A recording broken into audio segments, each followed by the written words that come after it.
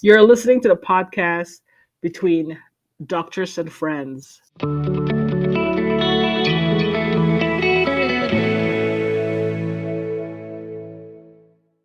Welcome to another episode. How has your week been, Dr. Ray and Dr. Foz? My week has been quite stressful, to be honest, because we are changing into a new electronic medical record system. And it has been very chaotic, very stressful. Ooh. A lot of bugs that have been working out, a lot of new roles that the employees have to take, and a whole new system to learn. So this week has been challenging and stressful. That's So, putting it so nicely.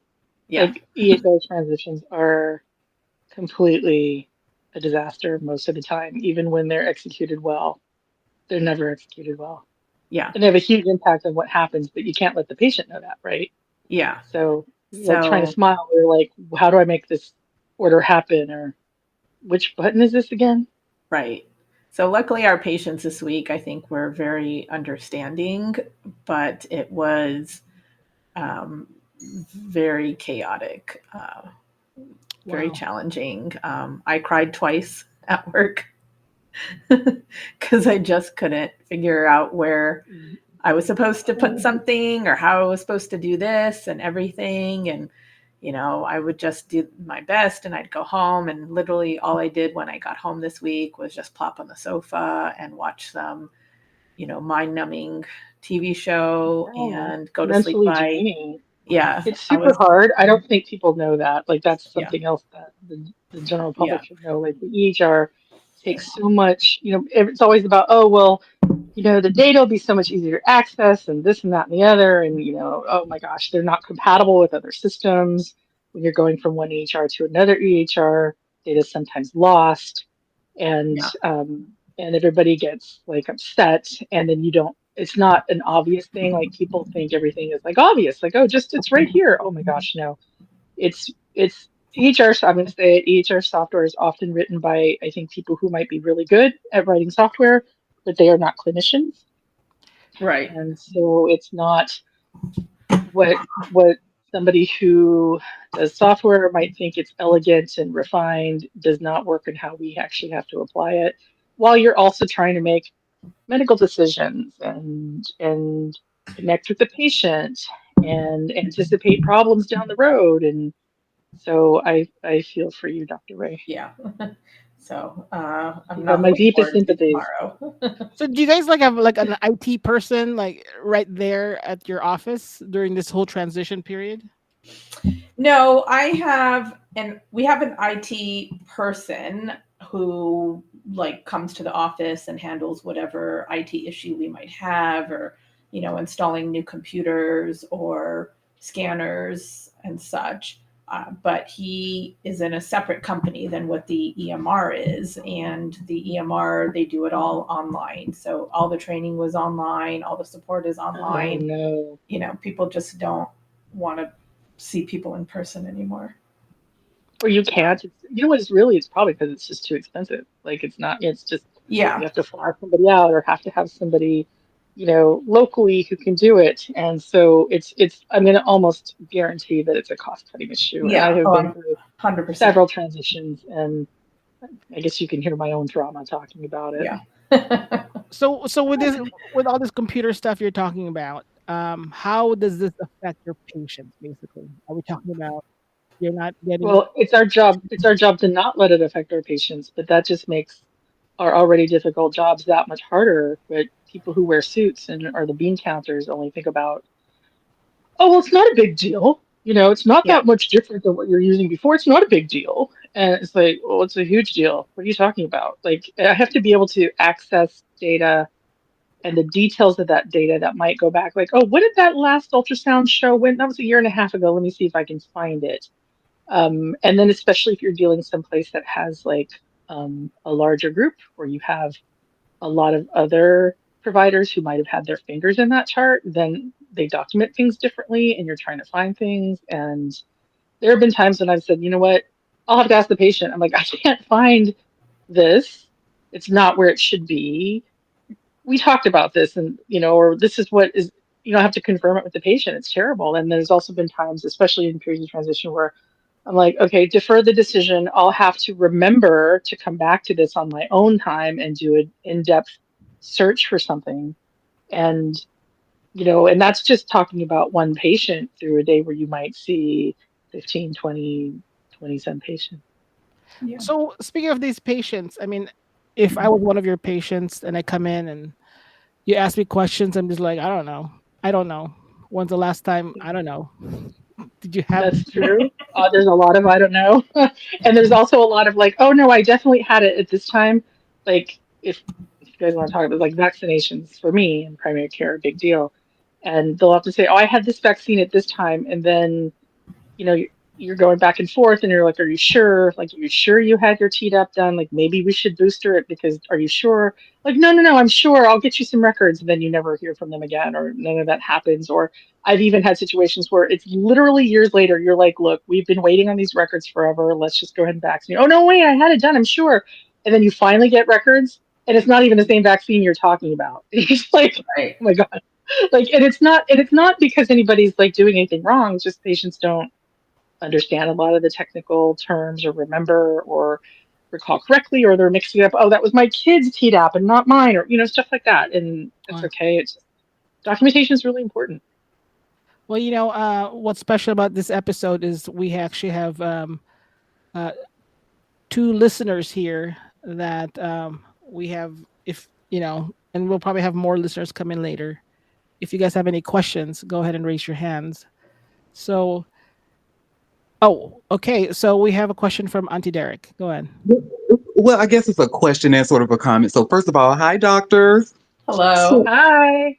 after hearing, because so long story short, I also host a podcast here on this platform, and I just had a interview with a friend. She was nice enough to come be a guest speaker on my show. She works in pharmacy tech. And what she told me is that she was kind of intimidated. I'm paraphrasing, of course, but she was a little intimidated by the new AI that's being implemented for her job.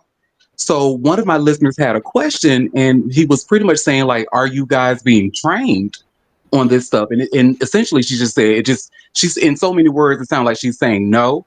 And it sounds like that's what's happening in your environments as well. Like they're implementing new systems, but there's no end user training. Would you say that's accurate?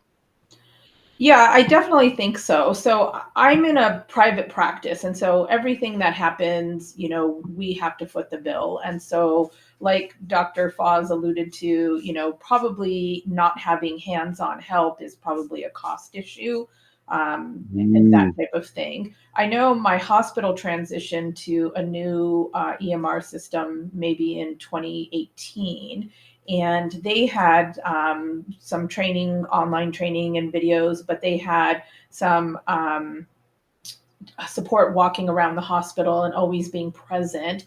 But what they did is they sort of took some employees and made them, quote, super users, and they gave them all the training ahead of time and made them understand the system inside and out, so that when they were on the nurses station, they were the ones that everybody was asking help for. So they were like, oh, how do I put this in? How do I do this? And they were standing there. They didn't have patient related care responsibilities, but they were there to support everyone as the in-person tech.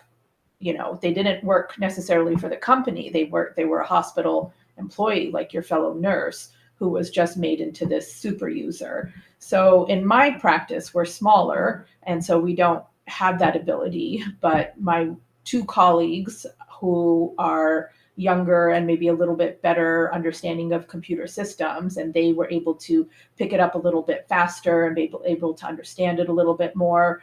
And so they've been sort of the person that we ask in the office, the ones that help me out. One of them spent an hour with me one on one, kind of just watching me doing all the clicks of where I needed to go, and was, giving me feedback on what I was doing. So it really is sort of a, everybody learns it, and then you teach the other person what you know.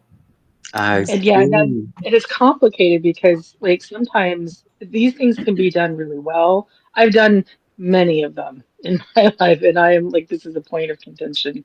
One I had was kind of what Dr. Ray is alluding to. It was like, okay, we're doing this system and we're going to do an online training. So we're going to cram like 7 or 8 of you in this room where you can look at this screen that you can't actually see because there's too many people in here. And we have, you know, an internet connection that's cutting in and out. So you have some trainer in New York while you're, you know, in Timbuktu, and they're trying to teach you something, and they can only go through, you know, this is how, this is a new patient and this is where you put this order and this is where you put that, but it's not always that simple because there's so much associated with it. And then they're just like, okay, go. And I had a situation where we had no super users, and of course that went really badly. And then I had another situation where data was, yep, exactly, was data is transcribed and by an outside company into this new system because it was going from one complicated system that was never fully integrated to another system that's not fully integrated. And that's a whole other thing, is if systems are fully like integrated, and they messed it up so bad, like stuff that was, there was tons of stuff missing because I knew these patients really well. I'm like, look, I know this was done and I know who did it and I know when it happened and it's not here. And when you tell the powers that be, they're like, oh, that's really too bad. And you're like, are you kidding me? This is like patient, like this is the doc, this is their vaccine records, this is their colonoscopy reports, and it, there, it's, and the thing is what the public does not understand is the electronic medical record, electronic health record, is not designed to make my job easier. It's not designed to improve patient care or patient experiences. It is purely designed to simplify, streamline billing and coding so that you can have less billers and coders looking at things and so that you can get your money from your insurance company right Wow. away. That's all it is. If you guys remember that, you're ahead of the game. Back to My mouth is on the floor. What? Wow. Yeah, right. yeah, I know, I know. It is very well, you know, there's always like, well, you know, it's more secure, and you know, this way we can transmit information. Okay, there is no dominant system of electronic health records in the United States. There are regional platforms that are more dominant, but there isn't. But you know, these things are extremely expensive, Wow. extremely, So and so that's wow. it. It's about making sure that billing and coding is done. And so when I'm entering a diagnosis, like if I have somebody who has something wrong, like okay, let's say they have an elbow problem. It's not pain, it's not numbness or tingling, it's not a fracture, it's not a rash. Sometimes you have to put in things like, look, it's an elbow problem, but I'm going to do this way or the other. You can't do that because that doesn't match to a billable code. So I have to put in something that the EHR says it, and I have to say it like they say it, or else I can't say it. So, and the joke I always use with people is like, it's kind of like that's something that I would call a car. You would call it a car. Anybody else would call that a car, but the EHR calls it a personal transportation vehicle. So if I have to put Wow. it in like that, or I can't enter a diagnosis. So then while the patient's like talking to me, I'm like trying to put in stuff so I can order stuff for it, but I have to remember, oh, I can't call it a car. I have to call it a personal transportation vehicle.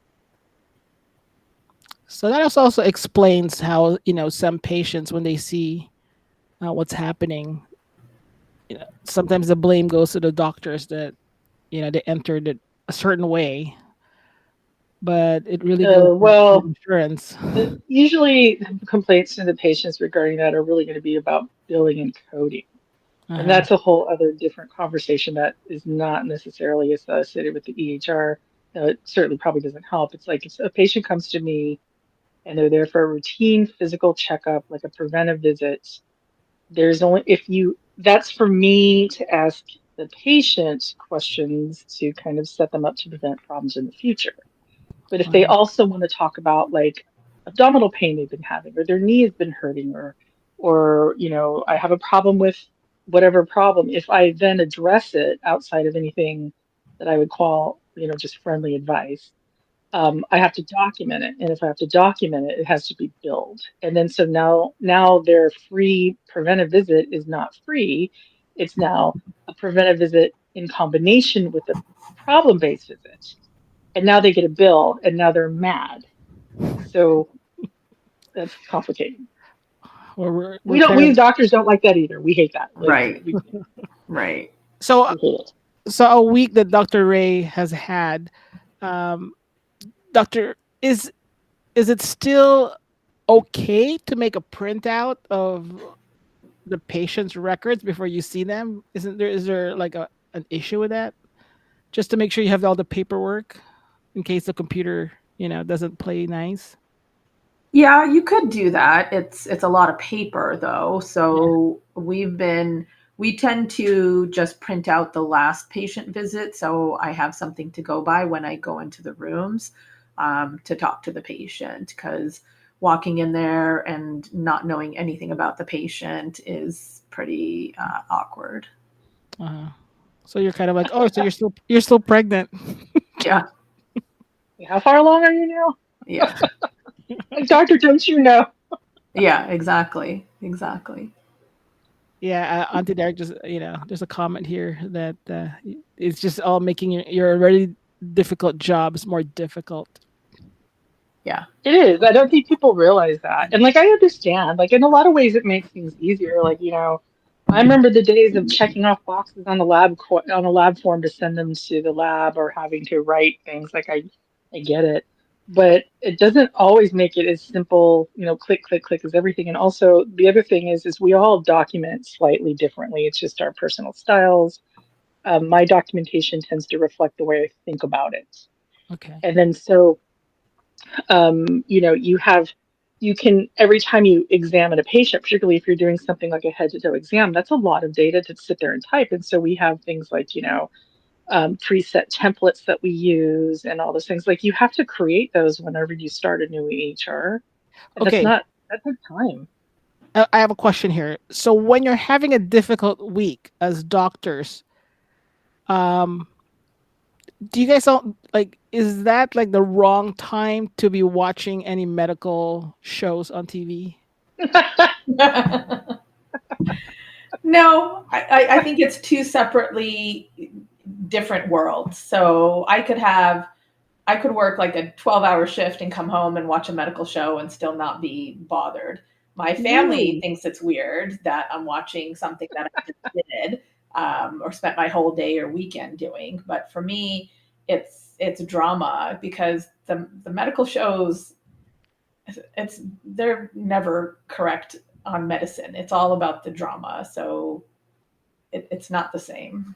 Okay. Yeah, I agree. Well, I don't like medical shows and I just don't watch them because it's so, I don't know. I know how this sounds, but it makes our jobs look so sexy. It's like, Yeah. it makes whatever they do like so sexy. And like, my job is the opposite. It's the complete opposite of sexy. So, Yeah. like, that's the part that I think is funny. It's like, there's nothing sexy about what I do at all. Not in the least. Yeah. Really? Exactly.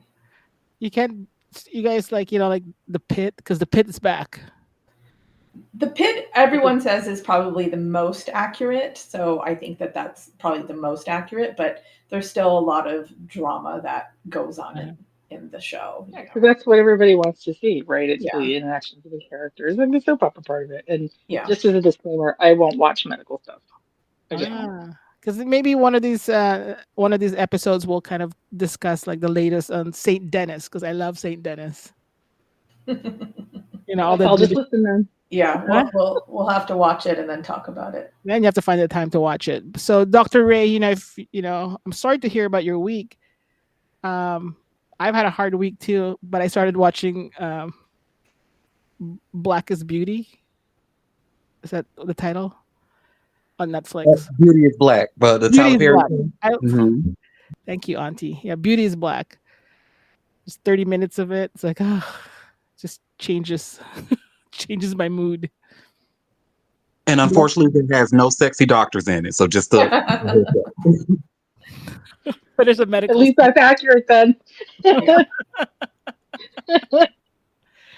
Well, we kind of started out with, the topic for this episode is delivering difficult diagnoses, but it's like delivering difficult tech diagnosis for you, Dr. A. Yeah. Exactly. So the doctors also experience that, right? Like, sorry, your tech's not working. I'm kind of gonna take it, a different direction here. and go under, the topic of delivering difficult diagnosis. Do you, my original question was, what's the first difficult diagnosis you ever had to deliver, and how did it shape your approach? But you may not remember the first, but just throw out something that you remember, and it doesn't have to be maybe a life or death diagnosis, but something that you found to be difficult to tell a patient. Like, bring us there. Well, I don't recall my first time. I think in certain fields of medicine, delivering bad news is just part of the daily job. So unfortunately, it just sort of blends together and it just becomes something that you do on a regular basis. Doesn't mean that it's easy to do or any less challenging emotionally to do.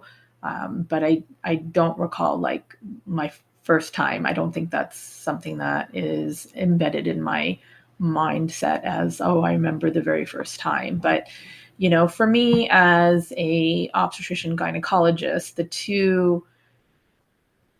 two top things that are the hardest diagnosis that I do is, telling someone that they've lost their baby, or then telling them that they have some kind of cancer. So I deliver that type of news. Obviously the hardest one to do is the loss of a baby. That one, whether it's an early first trimester miscarriage, where they come in and they say they're 10, 11 weeks along, and we do an ultrasound and I don't see a heartbeat, to the full term ones that come in and say that, oh, I haven't been feeling the baby move for a little while and I can't hear a heartbeat, and I do an ultrasound and I don't see a heartbeat, and having to tell them that news. That, to me, for me personally, that's the most devastating news that I end up delivering, because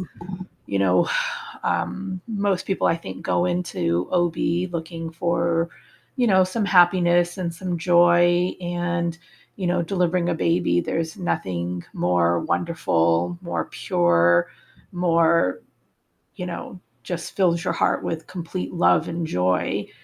But when it's the sad part of it, when people lose their pregnancies, which happens, that can be very challenging. And so it's always a difficult thing to do. I'm looking at the ultrasound and I'm looking for the heartbeat, and it hits me and I'm just like, I don't see the heartbeat. I should be seeing it right now. Why am I not seeing it? Then I'll try and get into a different position. Then I'll try and jiggle the baby. And then maybe I'll ask a question or two. How long has it been since you felt the baby move, or anything, and I'm looking, and I know during this time too, mom is panicking. Dad, if he's in the room, he might be panicking, but they're not saying anything, but I know that they can tell something's up. And I'm looking and I'm looking and I don't see it. It's pretty obvious, to see. So I'm trying to make sure, and then sort of shutting the machine off and, turning to them and just saying that, I'm really sorry, but right now at this time, I don't see a heartbeat on the baby. And most people will understand what that means. Some people will ask, what do you mean? And then I have to clarify it and say, I don't see a heartbeat on the baby. The baby doesn't have a heartbeat. That means that, the baby unfortunately has died inside of you. And I usually will tell them, I'd like to send you over to the hospital right away, because I want to get a more formalized ultrasound by the radiology department to verify. But it's pretty obvious when you don't see a heartbeat, and I don't see one, and that's the situation. And let's just get you over to the hospital right away. And, they're obviously very devastated. About half of them just sort of are in like a shock, and they're just listening to me tell them what to do. And they just sort of gather their stuff, and I give them their instructions and tell them where to go. And they just sort of go to the hospital. The others, they break down. They Yeah. break down, they start crying, they don't know what to do. Sometimes they're alone. Sometimes they're there with their toddlers because they come in and they don't think anything. They bring their little toddlers with them, and now they're crying and their toddler's crying because the mom's crying. And it's just, you do your best to try and support them and let them know that, this is a tough situation, and we're going to get the answers hopefully, and we'll figure this out. But we need to get you on over to the hospital at this time. Wow. That's and do they tr- train you guys for like? Do they? Is there like a course in med school like for this or No, No, really? no, Excuse there me? might be now. no. Yeah, there might be. You'd be surprised at what they don't tell you. This is one of the things that I think you learn when you're on the floors working with your teams when you're a student, and then when in your residency, you learn by watching and exposure. There isn't like there's a lot of classes on, psychiatric stuff, and there's always the mention of compassionate care and all of those things. So I don't want you to think like it's like, oh, we just don't care, figure it out on your own. But it's not like, at least in my training, and it may be now, I don't know. Um, it isn't a set like class on how to break bad news or anything. I Wow. want to say that we had maybe one discussion on it or something like that, like not a defined. Wow. Yeah, we didn't have any classes, and again, both of us are on the older side, so again, they might be doing something different in medical schools today, which I hope they are. But like Dr. Foz said, it's just sort of something that you pick up as medical students. You shadow doctors and you see them giving the bad news. As interns and residents, you see your co-residents and interns giving the bad news. And a lot of times, the older residents will tell you, okay, it's your turn. We're going to walk into this room. You need to tell them this bad news. You need to tell them what's going on. And you tell them, and afterwards they'll say, you know what, you did it good in this way, or you did it bad in this way, and maybe next time you could improve it and tell it this way. But there's really Wow. no, yeah, there's no specific way to do it. I mean, you just try and be as sensitive and as compassionate as you can, and also as direct as you can, because when something bad is happening, patients don't hear what you're saying. So you need to be a little bit more direct with them, and say it sort of in a bold way that maybe you normally wouldn't say before. So if the patient is not understanding what I mean, that her baby doesn't have a heartbeat anymore, and that's why the baby's not moving. Because I try very hard to maybe avoid saying your baby's dead, because that's not sensitive. But sometimes if she's not understanding it, I'll have to just kind of hold her hand and look at her and just say, your baby is dead. I'm very Wow. sorry, but that is what's happening right now, because they don't understand. Their brain is not functioning. Yeah. They're not putting two and two together. And so sometimes you have to say it to them Like very shock. directly so they understand. Yeah. Yeah. And same with cancer. When I give them the diagnosis of cancer, I tell them that they have, unfortunately, the results, the biopsy came back showing cancer, and patients will say, well, what does that mean? And I have to say, maybe a couple of times, this is cancer. This is cancer is what you have, because patients don't understand that. And then even when you say it to them, they're just like, well, you know, is it really, or what do I do? Or, how do I go from there? Type of a thing. So it can be challenging, and then same with the other thing. Cause when I deal with like abnormal pap smears, and we get sort of precancer results, and then we get cancer results. And so when I tell the patients that, you have one of the precancer levels, they hear only cancer, and then they start freaking out. And then I have to kind of reel them back in and say, no, no, no, you don't have cancer. And sometimes I have to tell them, say it with me, I don't have cancer.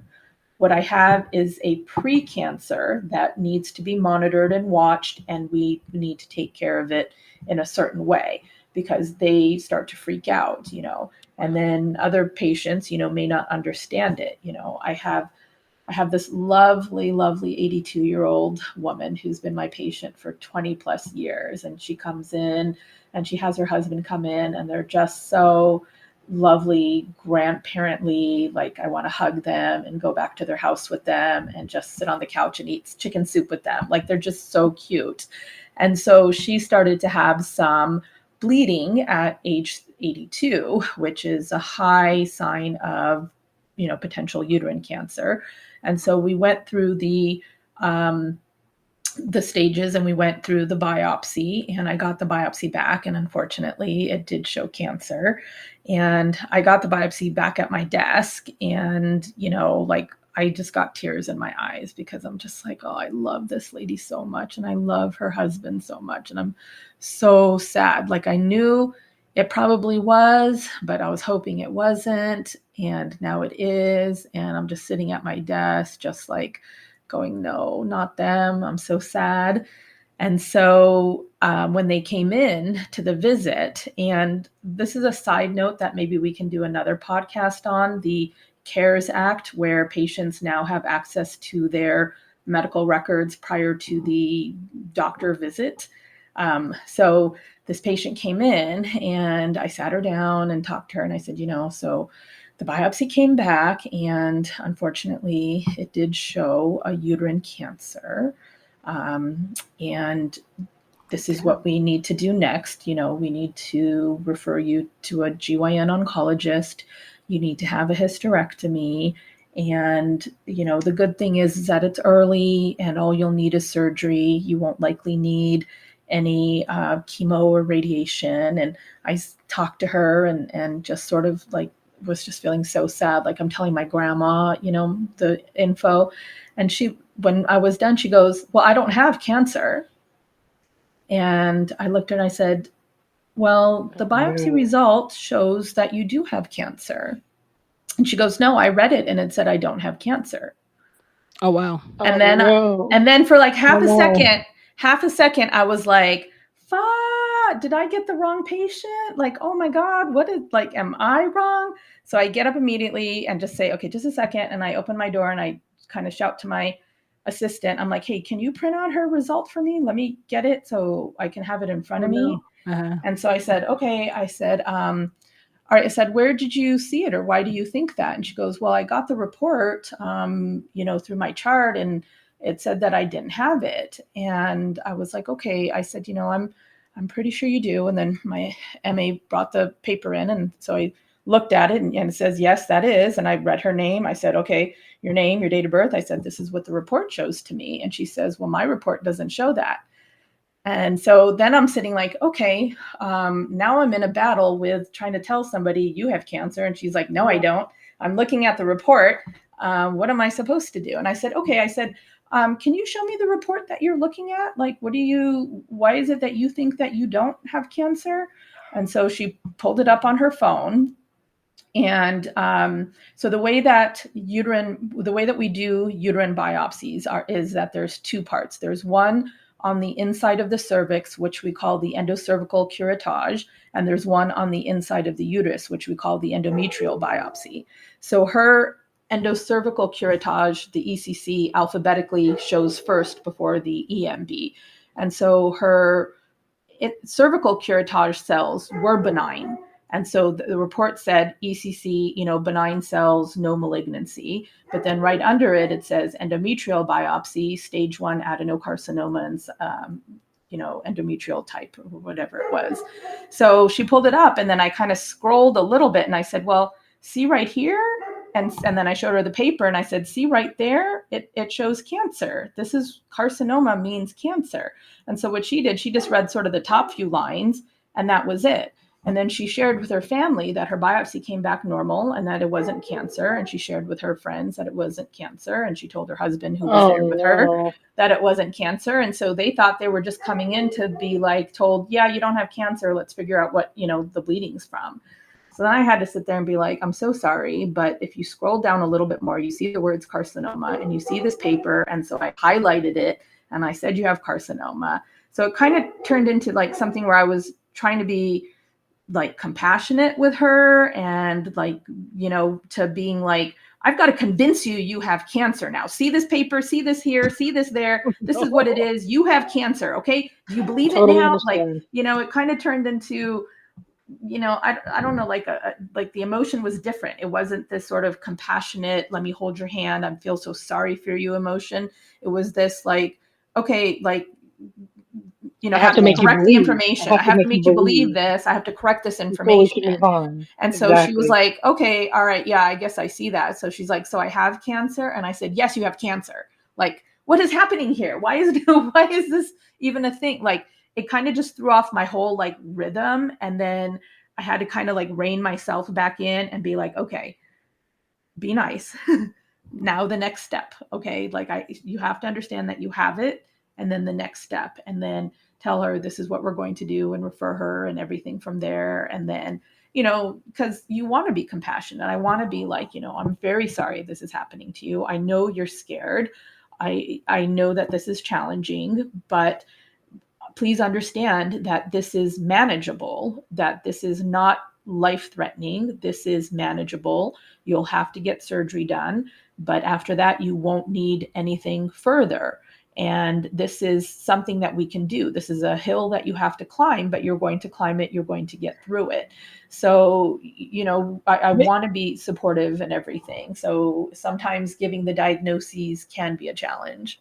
But you know what? These reports too, they need to put it right on top. Like, don't put it in the bottom. Well, see, Well, the these problem with it reports, is these are not designed for the layperson to read. exactly. That's really what people need to know.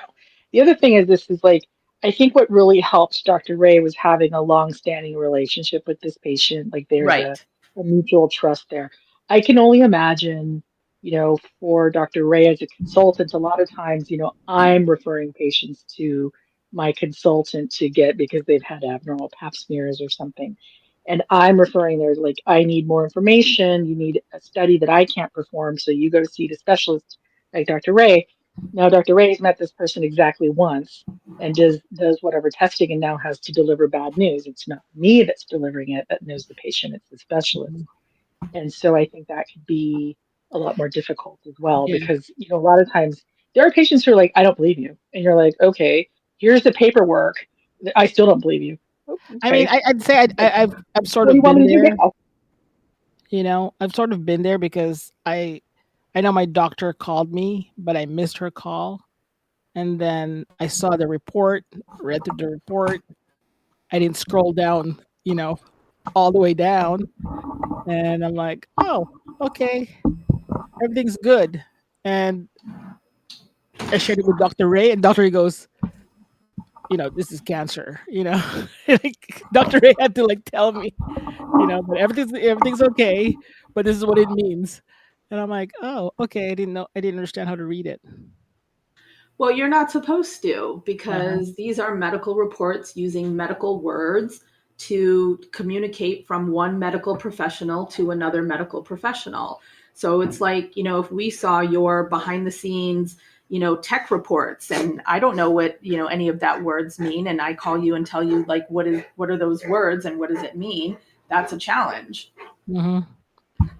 Yeah, like nowadays with once again we can have a whole other podcast just on that topic of the access to Yeah. everything. Like you have to put a disclaimer. Yeah. The medical Right on record. top. Yeah. If you have questions, make an appointment. I'm not gonna spend hours and hours messaging back and forth about why, what does this mean or what is, whatever these medical abbreviations are that are standard medical shorthand to move things along. Yeah. These are designed for professional Yeah. communications, not for direct to patient kind of stuff. And it's not because we're talking stuff about you behind your back or trying Yeah. to acknowledge you. It's just like Right. it's like if you're an English speaker and that's your only language and I'm writing a report in French, I'm not going to sit Well, I there and mean, have to talk Right. you through it. It's And just then going to be we honest with want to be able to talk to you and give you the diagnosis face to face. I rarely do these over the phone unless absolutely necessary. I want to be able to give it to you face to face and I want to be able to tell you what the plans are, what the next step is, what we're going to do. Because when you get really bad news, you want to know what the next step is. And so to get this on your own, to pull up your phone and read it, and get these results on your own, it's challenging.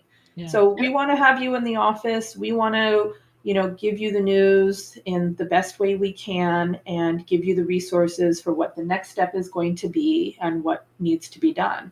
It's even, Totally. even when we give you just a much less bad news diagnosis, like maybe you have chlamydia, maybe you have gonorrhea, I want to be able to tell you, this is what it is. This is how you got it. This is how you can spread it. This is how you can treat it.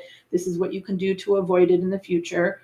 And, I want to be able to tell you, what the information is. Or I'm sure Dr. Foz, like when you tell patients, they have, they just, met the criteria now for type 2 diabetes, or they have, chronic high blood pressure or cholesterol, that's still all bad news. Nobody wants to get told they have those diseases. And then now you want to be able to say, okay, you have type 2 diabetes. This is what we're going to do as the plan. Yeah. It's so much easier, to be able to communicate with the patient directly, because a lot of times there's just like massive anxiety over anything that's flagged red on any medical report that comes back. But that doesn't necessarily mean disease. That's the other thing too. Is like a lot of findings are not clinically significant, or not impactful or concerning, or often sometimes I'm like, that's clearly a laboratory problem. It's not an error. It just is the nature of testing that has to be redone. And so people like start freaking out. It's like, hey, I got you. We're not going to let anything happen to you. So it's hard. And that's where I think, the access to things before I have a chance to communicate with somebody is something that can Well, be Auntie, helpful to some patients or drive them the other way. yeah, Auntie Derek get a question earlier. I don't know if you forgot it. Well, no, Dr. Ray actually already answered my question. When she was speaking, because my question was going to be, how does this affect the mental health of the doctors who has to deliver this news? And I was going to even ask, after seeing so many patients for so many hours a day and having many like a rapport with patients for so many years, does it ever get numb for you? And it sounds like it did not, especially after that, the patients that you mentioned that was like your grandparent or Yeah. grandmother rather, and you had to tell her, and you mentioned that you cried. So yeah, it clearly still does affect your Oh, I mental mean, health. it's always very tough. I think the Oh, hardest for me are the stillbirths. So they have a completely fine pregnancy, no issues or anything, and then all of a sudden, for whatever reason, baby's gone. I think those are always the hardest because you're talking about a little baby, and you just know the parents were just so full of hope and joy and planning and dreaming and everything. And as a mom myself, I sympathize with them. So those are always the hardest. And yeah, for sure, it takes 10-15 minutes and of them crying. I'll cry with them. I have no problem. I think most of us OBs and the nurses, we sit there and we cry with them because it's terrible. It's not what we're in the business for. We're in the business to deliver a happy, healthy baby, and this is not why we're here. So that's always very unsettling. The delivering the cancer diagnoses or the other bad news in the office is hard too, because sometimes they kind of come together, like you'll have one right after the other, and you're just like, I can't believe all these people are having cancers. Or even will diagnose breast cancers. They'll come in and you know they haven't done a breast exam, and I'll do it and I feel something and I'm just like, oh, have you felt this before? And they're like, no. And then we start the workup, and by the time we get the biopsy back and having to tell them, the bad news, it's always sad, especially if they are long-term patients and everything. But luckily, medicine has advanced so much, and the doctors who do the cancer care, the surgical oncologists, the radiation oncologists, all of them are fantastic, amazing physicians who really are like the real doctors in medicine, treating and helping these these patients, and they are really able to do amazing things where, my patients have, incredible success rates, but it's just the emotional challenge of going through it. And it is the There's sadness, another side. It Yeah. is. There's another Yeah. side to that too, but I see some questions before I Yeah. launch into that. Well, I have a question. Have you or any of your colleagues like witnessed, you give birth, just an example, you give birth to like a white couple, and then their baby is not white? No, no. Really? I've not had that happen. I've not heard that happen in my hospital. No. It's hard to tell a baby's ethnicity when it comes out Yeah. too. Yeah. African American babies are born very light colored often, so Yeah. you can't tell until the child's a little older sometimes, at least a few hours, sometimes a day Yeah. or two. So Okay. by that time, we've left the room. Yeah. So like the They've gone husband, home. Yeah. that's not my child. No, that's Wow. not happened at all that I can think of or remember. Okay. Second is, has there ever been a time when like you give a bad, bad news, and then either the patient or someone who's with them like just start like trashing the room? No. No. No, but I've seen them go No. crazy afterwards. Oh I wow. definitely think so. The other half of that is, I know this sounds terrible, but like I don't often am delivering the bad news, but I'm often in the proximity of, so I can think of one particular case with a patient who had a rare bone marrow cancer and had kind of like we were just making the diagnosis and this person was just starting to have some complications. And so I had to send this person to the emergency room, like, okay, you have to go because I think you're going to have to be admitted to the hospital. But it's like, this was like an urgent thing before my clinic was even open, and I'm handling it on the fly. Like, hey, walk in. Okay, what's going on? Like, okay. And by the way, you have cancer. Like, that's not something I go over easy. And so I told the patient, I think there's something seriously wrong, and I don't know exactly what it is. And that's true because I can't really give you a diagnosis until, like, cancer, you can be very suspicious of it, but technically you can't really say it until you have the tissue diagnosis. So some sort of Right. biopsy Learn or that. Yeah. some sort of, you know, something to make the diagnosis more concrete. And so the patient goes to the ER, gets admitted. They sort of tell this patient what's going on. Okay, fine. Patient comes out. I'm like, okay, yep, this is okay. Yep, let's get you into all the specialists who are going to help us with this. And continue to have, so while this patient's waiting to get in to see all these people who are going to really definitively guide the treatment, right? Because that's not instant as much as you want it to be. And while this is happening, this patient starts having more issues, and I have to start ordering more tests. I'm like, okay, this could be a this, and this could be this, and I'm having a conversation with the oncologist about this. And fortunately, I'm kind of buddies with the oncologist, so I can just sort of text him with them or say, hey, the person in question has been having this. I'm going to do this. And the oncologist, like, yes, you should get a CT scan now and all these things, right? So I'm then contacting the patient, and the patient's like not wanting to do anything. I'm tired of all these tests. Why don't you just leave me alone? And I'm like, okay, you're telling me that you're having like nonstop vomiting and headaches, and I don't know if there's something going on in your brain because this cancer diagnosis we just made is potentially residing now in your brain. And I have to get a CT scan, and you're like fighting me on this? And it's like, hey, I'm not having fun doing this either, and I don't want to make your life miserable, but unfortunately, I have to make these moves to help protect your health.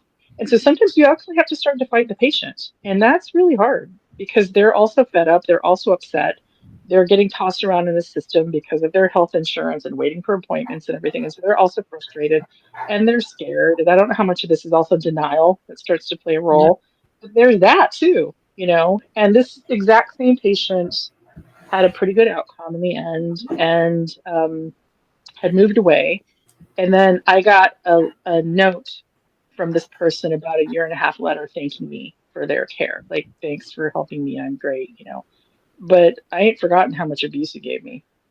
Wow. Wow. I haven't forgotten that. It's like I'm just trying to. It's like when you're trying to help a I don't know, just like getting bit by your pet. You know, it's like, look, I'm just trying to help you. Yeah. But not enough drama, huh? Yeah, you're right. It's like not enough sexiness. It's not sexy. It's not sexy. It's a It's lot of not frustration sexy. sometimes. There's no sexiness. No. And I do remember very clearly when it comes to bad diagnosis. When I was a student, I had a classmate of mine who got really, really sick and was had become a good friend of mine, you know, during our training and was hospitalized.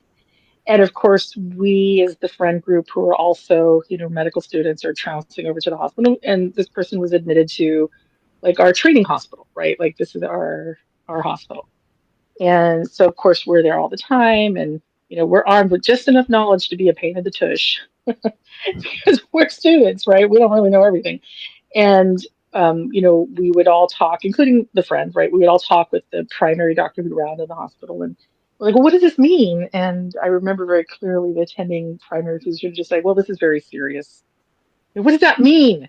Like very serious has always kind of become sort of now whenever I have to use that, I kind of inwardly smirk a little bit because it's so vague. You know, it's like what does that mean? You know, so I try not to be that vague when I'm talking about something very dangerous or serious at the moment.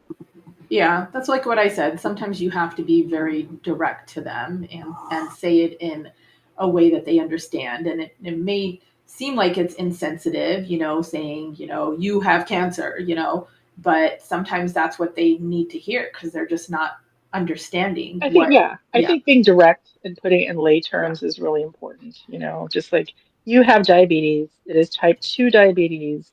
We need to take action now to reduce the impact on your health. That's obviously not as severe as cancer or something else, but you know, Yeah, I you have think to say it directly.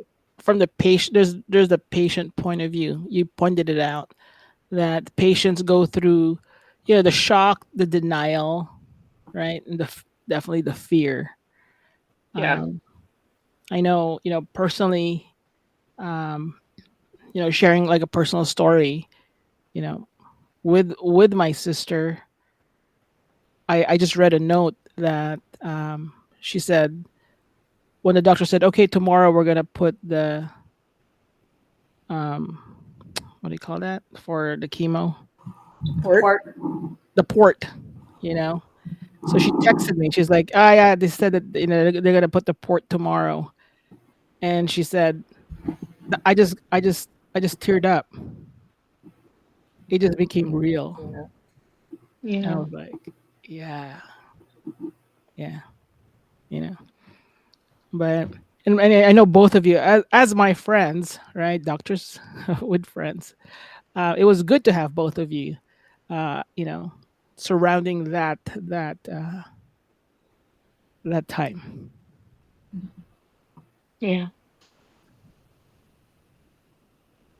Yeah, it definitely, you need a support system. So it is challenging when patients come in and they're by themselves, and it's hard to give that bad news to them, and you try to be their support system and get them sort of settled, and sometimes it's something that they have to drive home from, and so we try and be like, do you want to call someone, do you want to sit here for a little bit before you drive home? I know it's hard because I know probably when they get into the car they're going to just break down and cry. So it is very challenging and very difficult, to accept that without support. So hopefully, everyone has someone that they can lean on, and a good friend, family, spouse, children, sisters. And that's If why we around. often Yeah. recommend, especially like when, you know, once the diagnosis is made, for example, if you have, you know, gynecologic cancer and you need to see the gynecologic oncologist, like sometimes it's a good idea to bring somebody with you as support who can help maybe drive you there or back, and Yeah. also to be a second set of ears because we do know that when you get serious words like this thrown at you, not everything is well comprehended. I mean, even when in the best of circumstances, we know that you don't hear half of what we say because you're just stressed out by being with us. Yeah. We get it. Yeah. So But then another set of ears is very your helpful. your voice changes, as doctors, and that's when I know it's serious. You know. Yeah. I usually like sit down and put my clipboard or whatever it is I'm holding in my hands down and sort of sit there and fold my hands and just say, okay, this is what the situation is, because I want to make sure that they know that I'm giving them my full attention and being able to support them as much as possible. You don't like turn around like before you enter the room and kind of just like, okay, let me just. You have to like So reset yourself. definitely, because we are pulled in 100 different directions, and I might Yeah. have somebody in labor. I Yeah. might have 5 or 6 patients I'm behind on, and I might have a new electronic medical system that I'm trying to figure out. And then I see what patient's there, and I look, okay, she's here for her results. What are her results? And then if I hadn't seen them, like if sometimes I get the results a couple days ahead of time, sometimes we get them the day of. So then Uh-huh. I'll look at it, and then I basically say, I look at it, and it'll say cancer or herpes or chlamydia, or maybe the baby has Down syndrome or some other lethal anomaly, and I basically just roll my eyes and say fuck to myself because I don't want to go in there. I'm just like, oh fuck, like no, no, no, like this is gonna Yeah. be. So I do have to take a little bit of a deep breath and know that this is going to take some time. It's going to put me even further behind. It's going to even be that much more difficult on my day. But I try and just be like, okay, whatever it is, it's not as bad as what I'm about to tell this person. I'm Yeah. walking in the room and I'm about to tell them they have cancer. I'm about to tell them their baby has a lethal anomaly. I'm about to tell them whatever it might be that the situation is. So I try to keep that in mind and ask them, tell them and give them the time that they need to fully understand and fully comprehend what's happening. A lot of times I'm not going to have the full answers because they often will need referrals to someone else. Pregnant patients will need referrals to the maternal fetal medicine, the high risk doctors. The cancer patients are going to need referrals to surgical oncology, medical oncology, radiation oncology. They want to know, how long do I have? How much radiation am I going to need? Am I going to need this? I'm going to need that. And I just don't have those answers for them. So kind of circling back and just saying, you know what, right now, this is all we know. And we need to send you to these specialists. And these specialists are going to help you. And this is what they do. And they're going to explain this. Your questions are better asked to them than to me because I make the diagnoses, but I don't treat it. So I don't know it's going to be 6 weeks radiation, 10 weeks radiation. I don't even know if you need radiation, so we need to go through the process first. So a lot of times they leave with, unanswered questions, but I simply don't have the answers for them as a general gynecologist. Yeah. Well, we'll close this out. I have to share kind of a quick story. Uh, you know, one of the stories that came on my feed was a clickbait, and it talks about this actor with breaking news. This actor has to leave the country for some major health issue that they learned. And so I clicked on it. And I'm like, what's going on? Because oh, they found out they have type 2 diabetes. It's like that's not news. Yeah. Well, for some people, that rattles their world. But, I do have to also add that, we are very aware of how devastating some of these things we say can be. And we are never happy to give the bad news. Like this is why we do what we do, is we don't want it to ever come to this. Yeah. We do the best we can to prevent it, and we are here with you. And we are never so disconnected from delivering bad news that it's not affecting us. It does. We just can't always Okay. express it. And it's And also not okay for us to express it in some situations, yeah, and which is hard we on our mental health. yeah we can't kind of get this week go by without talking about the what happened to the in the White House um during do you guys know about this when someone passed out Right. and Yeah. I think they just locked their knees and just got lightheaded and passed out. I don't think it was anything more. serious Wow. than that. I didn't see anything follow up on that, but I think that's just what happened. It was an elderly man, and I think they were just standing there for a long time. And I think, sometimes if you lock your knees and you stand too long, your blood just doesn't circulate. It probably was warm in the room, a lot of bright lights. I think he just got, Wow. just what we call syncopal. He just, low blood pressure causes him to feel dizzy, pass out. And, you could see some pictures where they were elevating his legs. So I think that Yeah. they were just trying to improve his blood flow and make him, feel a little bit better. But I didn't see anything after that, like, anything that came out. I didn't even see they say who he was or his name. I knew he was I think a pharmaceutical I think employee rep or something like that. yeah, he was So giving Ozempic or something. yeah, I think he worked for one of those companies. He wasn't a politician, but I didn't even see them release his name or say like he had a heart attack or say like he died or anything like that. So I think he just got lightheaded. I think he was just an old man who was standing too long in a hot room. Wow. But the president fell asleep. Some great pictures, some great memes came out of that event. Yes, definitely. So All right. All right. Well, that was thank you for sharing your stories about this. And that concludes this episode.